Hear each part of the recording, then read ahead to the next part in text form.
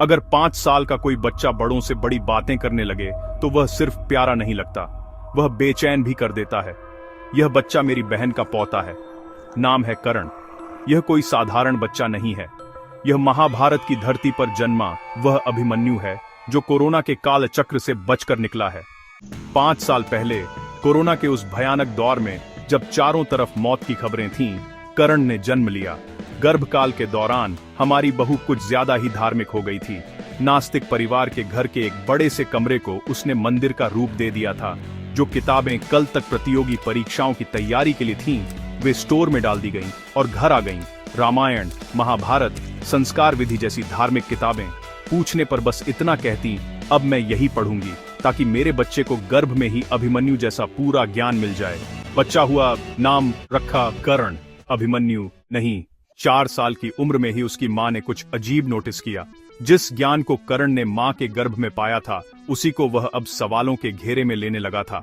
वह कहता, बारिश भगवान नहीं करते, पानी की भाप से बने बादल करते हैं जब वे ठंडे हो जाते हैं। उसकी वैज्ञानिक सोच ने सबको चौंका दिया।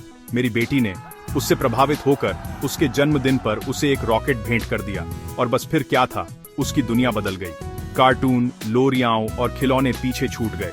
डिस्कवरी और नेशनल ज्योग्राफिक उसके नए दोस्त बन गए।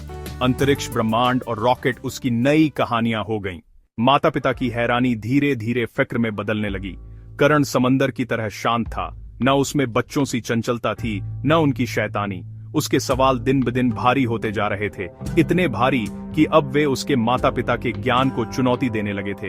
एक दिन उसने अपनी माँ से पूछा, माँ, इसरो वाले नासा की तरह काम क्यों नहीं करते? माँ चुप हो गई। बस इतना बोली, ये तू अपने वीरेंद्र दादा से पूछना, हमें इतना ज्ञान नहीं है। और करण मेरे आने का इंतजार करने लगता। अगर इंतजार लंबा हो जाए तो फोन पर मुझसे बात करवाकर उसके बेचैन मन को थोड़ी राहत देते।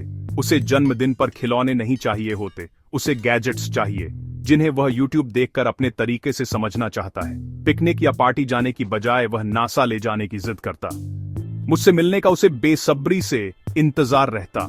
मुझसे खेलने के लिए नहीं, बल्कि दिमाग पर रोज जमा होते सवालों का बोझ उतारने के लिए। लेकिन अब उसके सवाल मुझ पर भी भारी पड़ने लगे हैं, इसलिए कभी कभी उसके पास जाने से कतराता हूं।